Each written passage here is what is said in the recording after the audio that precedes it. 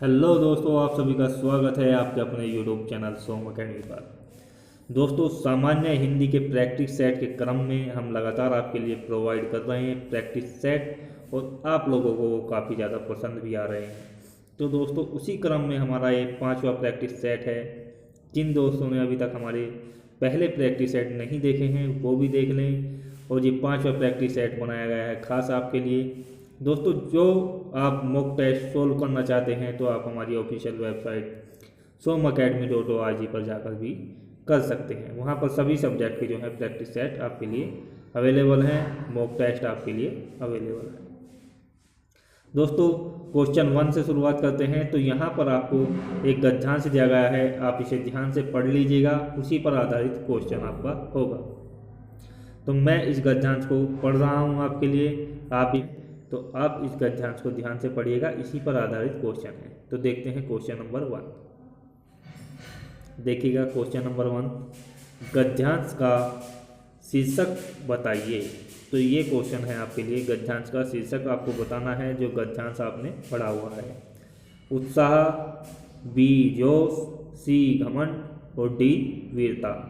तो इसका जो करेक्ट आंसर होगा ए अर्थात उत्साह, इसका राइट आंसर होगा। देखिए नीचे एक और गद्यांश दिया गया है, आप इसे ध्यान से पढ़िएगा। यहाँ पर कुंती से संबंधित गद्यांश है, तो आप इसको पूरा ध्यान से पढ़िएगा। उसके बाद हम आपको लिए चलते हैं क्वेश्चन पर, तो वीडियो को रोक कर आप इसे ध्यान से पढ़ लीजिए। शेष गद्यांश का भाग है ये, आप पढ़ लीजिएगा।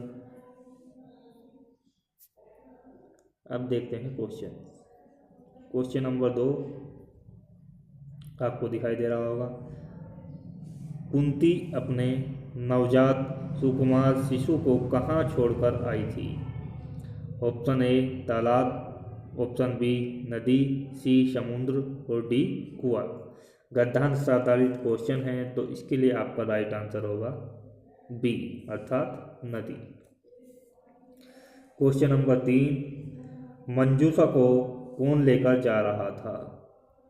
ए सेवक, बी मल्लाह, सी पथ प्रदर्शक और डी आपका भाग्य। तो करेक्ट आंसर होगा आपका क्वेश्चन नंबर 3 के लिए डी अर्थात भाग्य। राजा अधिरथ ने सेवकों को क्या आज्ञा दी थी? मंजूषा को लाने की, शिशु को लाने की, सेना को लाने की, राधा को लाने की। 4 ऑप्शन आपके लिए हैं, तो करेक्ट आंसर आपके लिए होगा ऑप्शन ए मंजूषा को लाने की। क्वेश्चन नंबर 5 गद्यांश पर आधारित क्वेश्चन है ये भी। चंपा नगरी के राजा किसके साथ गंगा स्नान करने आए थे?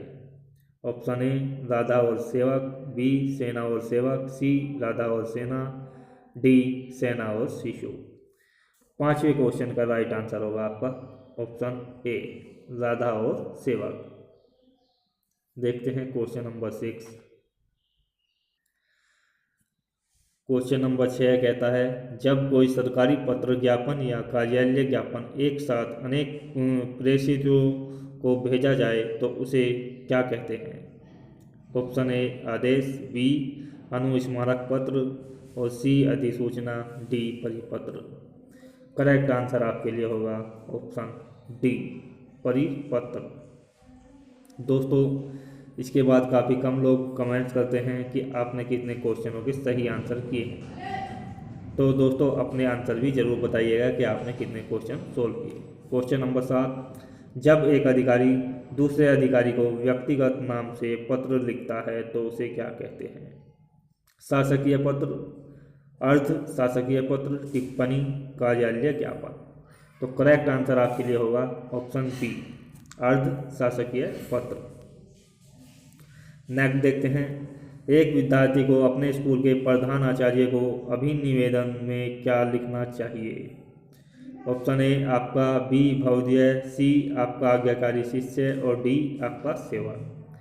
तो राइट आंसर आपके लिए होगा, आपने काफ़ी ज़्यादा एप्लीकेशन लिखी होंगी अपने स्कूल के प्रधानाचार्य को, तो सही आंसर होगा आपका सी आपका आज्ञाकारी शिष्य। नेक्स्ट देखते हैं, संक्षेपण मूल पाठ से कितने शब्दों में लिखना चाहिए? आधे शब्दों में अर्थात 1/2, 1/3 शब्दों में अर्थात 1/3, 3 चौथाई शब्दों में 3/4, 2/3 शब्दों में 2/3। तो यहाँ पर आपके लिए जो करेक्ट आंसर होगा वो होगा सेकंड ऑप्शन, 1/3 शब्दों में। हिंदी में ध्वनियाँ कितने प्रकार की होती हैं? Option A 2, B 4, C 6, D 8। तो करेक्ट आंसर इसके लिए होगा, ध्वनियाँ जो होती हैं आप सभी जानते हैं स्वर और व्यंजन 2 प्रकार की होती हैं, तो ऑप्शन ए इसका राइट आंसर होगा। मात्रा के आधार पर स्वर कितने प्रकार के होते हैं? Option A 2, B 3, C 4, D 5। Correct answer आपके लिए होगा ऑप्शन ए, 2 प्रकार के स्वर होते हैं मात्रा के आधार पर। 12वां क्वेश्चन है, जीवा के आधार पर स्वर कितने प्रकार के होते हैं? Option A 2, B 3, C 4, D 6। तो राइट आंसर आपके लिए होगा बी अर्थात 3 प्रकार के। नेक्स्ट देखते हैं क्वेश्चन नंबर 13, कौन सा शब्द पुल्लिंग है? ऑप्शन ए दया, बी माया, सी भाषा, डी आभार। तो यहाँ पर जो आपके लिए राइट आंसर होगा ए बिल्कुल नहीं होगा, क्योंकि दया क्या है आपका स्त्रीलिंग है। दया दिखाई, भाषा बोली, ये भी स्त्रीलिंग है, माया भी स्त्रीलिंग है। तो डी ऑप्शन आपका करेक्ट होगा। नेक्स्ट क्वेश्चन, कौन सा शब्द पुल्लिंग है? आशा, कष्ट, सेना और क्षमा। 4 ऑप्शन आपके लिए हैं, तो राइट आंसर आपके लिए होगा कष्ट। बाकी सभी तीनों क्या हैं? स्त्रीलिंग शब्द है। कौन सा शब्द स्त्रीलिंग होगा? क्वेश्चन नंबर 15 में पूछा गया है। विवाद, रूप, सार, आय।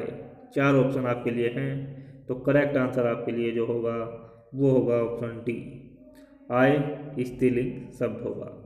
नेक्स्ट देखते हैं, कौन सा शब्द स्त्रीलिंग है? तो यहाँ पर 4 ऑप्शन हैं, ग्रह, चंदन, पत्ता, सभा। तो करेक्ट आंसर जो आपके लिए होगा वो होगा ऑप्शन डी अर्थात सभा। संधि कितने प्रकार की होती है? तो ऑप्शन ए 2, बी 3, सी 4 और डी 6। करेक्ट आंसर आपके लिए होगा स्वर, व्यंजन और विसर्ग 3 प्रकार की संधियां आपके लिए होती हैं, तो बी ऑप्शन आपका राइट होगा। सदानंद का संधि विच्छेद कीजिए। तो 4 ऑप्शन आपके लिए हैं, पढ़ लीजिएगा आप ध्यान से। अब मैं आपको बता रहा हूँ आंसर। तो इसके लिए जो आपका करेक्ट आंसर होगा ऑप्शन ए, राइट आंसर आपका होगा ऑप्शन ए। नेक्स्ट देखते हैं, पुस्तकालय में कौन सी संधि है? दीर्घ, वृद्धि, गुण और यन। 4 ऑप्शन आपके लिए दिए गए हैं, तो यहाँ पर जो आपका राइट आंसर होगा ऑप्शन ए होगा अर्थात दीर्घ संधि। अभी प्लस उदय की संधि कीजिए। तो ऑप्शन 4 आपको दिए गए हैं, अभ्युदय, अभ्योदय, अभिउदय, अभी उदय। तो 4 ऑप्शन आपके लिए हैं, तो राइट आंसर आपके लिए होगा क्वेश्चन नंबर 20 का ऑप्शन ए, अभ्युदय। नेक्स्ट देखते हैं क्वेश्चन नंबर 21, यथासंभव में कौन सा समास होगा? अव्ययीभाव, कर्मधारय, तत्पुरुष और दीर्घु। 4 ऑप्शन आपके लिए हैं, तो राइट आंसर होगा आपका ऑप्शन ए, अव्ययीभाव समास। परमेश्वर में कौन सा समास है? द्वंद्व, कर्मधारय, अव्ययीभाव और तत्पुरुष। 4 ऑप्शन आपके लिए हैं, तो राइट आंसर होगा आपका बी, कर्मधारय समास।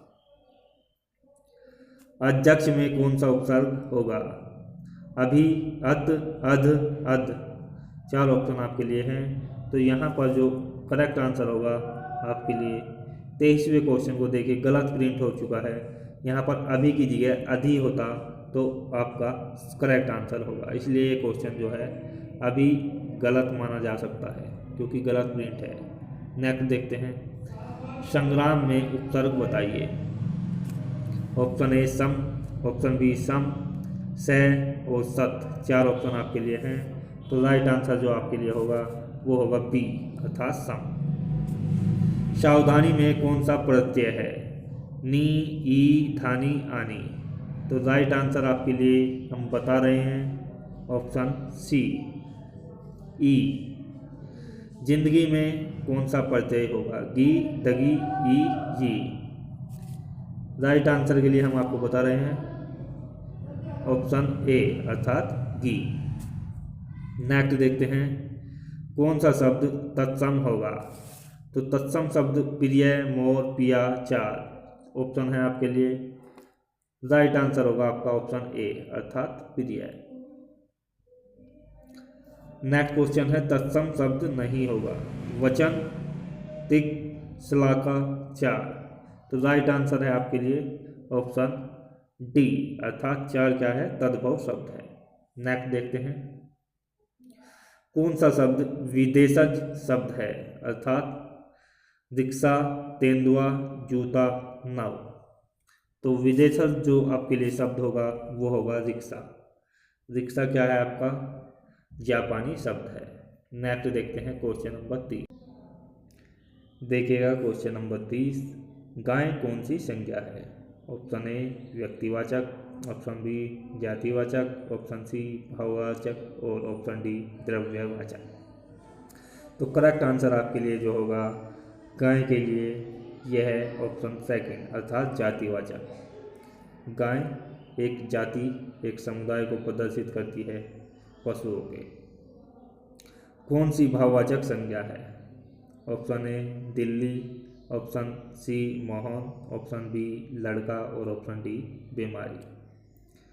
तो भाववाचक संज्ञा के लिए देखिएगा, लड़का क्या है? जातिवाचक संज्ञा है। दिल्ली स्थानवाचक संज्ञा है जिसे हम व्यक्तिवाचक संज्ञा भी बोल सकते हैं। मोहन व्यक्तिवाचक संज्ञा है, किसी का नाम है। तो ऑप्शन डी करेक्ट होगा बीमारी। भाववाचक संज्ञा होगा आपका बीमारी। हिंदी में कुल कितने सर्वनाम हैं? 9, 10, 11, 12। 4 ऑप्शन आपके लिए हैं। तो राइट आंसर होगा आपके लिए ऑप्शन सी 11 सर्वनाम हैं। सर्वनाम के कितने भेद होते हैं? अर्थात इस बार पूछा गया है सर्वनाम के प्रकार। 5, 6, 7, 8। 4 ऑप्शन आपके लिए हैं। तो राइट आंसर होगा आपका बी। देखिएगा क्वेश्चन नंबर 34, पर्वतीय कौन सा विशेषण होगा? ए गुणवाचक विशेषण, बी संख्यावाचक विशेषण, सी परिमाणवाचक विशेषण और डी है आपका सर्वनामी विशेषण। तो करेक्ट आंसर होगा आपके लिए ऑप्शन ए अर्थात गुणवाचक विशेषण। कौन सा शब्द विशेषण है? 4 ऑप्शन आपके लिए हैं। आगरा, चमकीला, कुछ और लिखना। राइट आंसर होगा 35 का ऑप्शन बी चमकीला।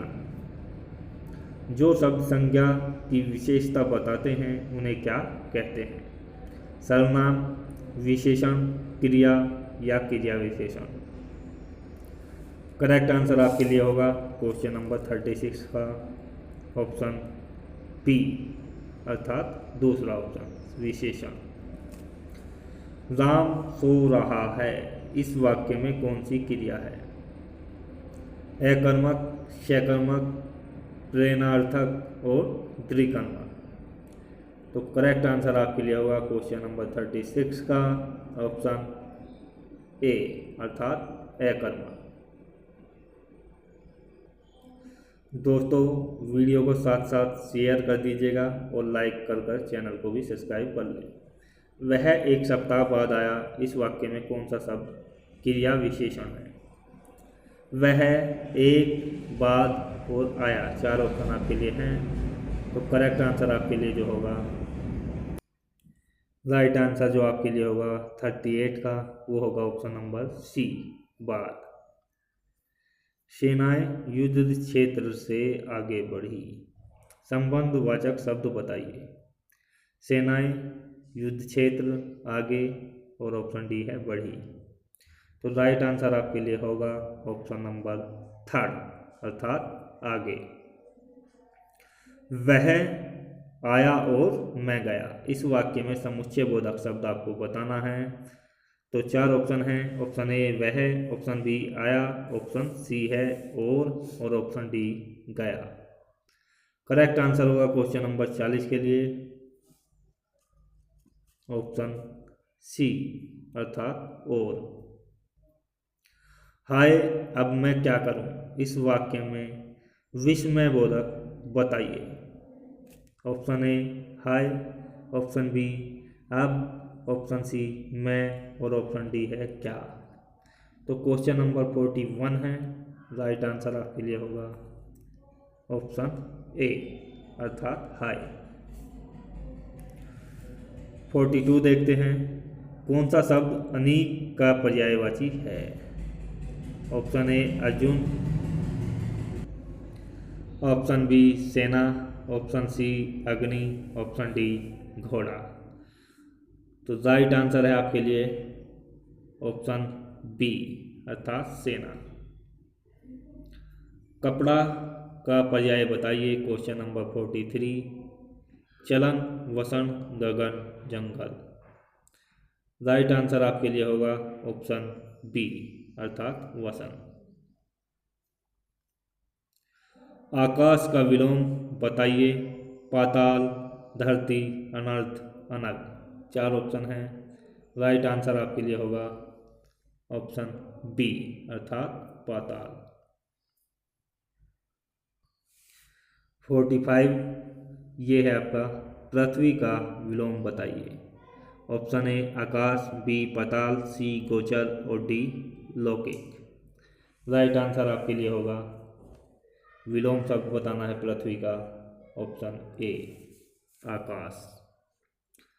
अभय उभय शब्द युग्म का सही अर्थ क्या होगा। ऑप्शन ए निर्भय दोनों, ऑप्शन बी हवा अग्नि, ऑप्शन सी पढ़ना पढ़ाना, ऑप्शन डी दोनों निर्भय। करेक्ट आंसर है ऑप्शन ए, अर्थात निर्भय और दोनों। अली अली शब्द का युग्म का सही अर्थ क्या होगा। ऑप्शन ए कंधा हिस्सा, ऑप्शन बी भोरा सखी, ऑप्शन सी दमन दामन, ऑप्शन डी दसन दर्शन। तो राइट आंसर आपके लिए होगा ऑप्शन बी, अर्थात भोरा सखी। Next question 48। उपसर्ग वह शब्द अंश है जो। ऑप्शन ए किसी शब्द के बाद में जुड़ता है, ऑप्शन बी किसी शब्द के मध्य में जुड़ता है, ऑप्शन सी किसी शब्द के आगे जुड़ता है और ऑप्शन डी है शब्द में कहीं भी जुड़ सकता है। तो राइट आंसर होगा आपके लिए उपसर्ग के लिए ऑप्शन सी, किसी शब्द के आगे जुड़ने वाले शब्द को क्या बोलते हैं, उपसर्ग। कौन सा शब्द शुद्ध है। 46, 46, 46 और 46। तो चार ऑप्शन आपके लिए दिए गए हैं, आप सभी जानते होंगे। राइट आंसर होगा इसका ऑप्शन नंबर 1, अर्थात ए। अंतिम क्वेश्चन है दोस्तों, इसके बाद आपको हमें कमेंट्स कर जरूर बताना है कि आपने कितने क्वेश्चन सॉल्व किए हैं। तो शुद्ध शब्द आपको बताना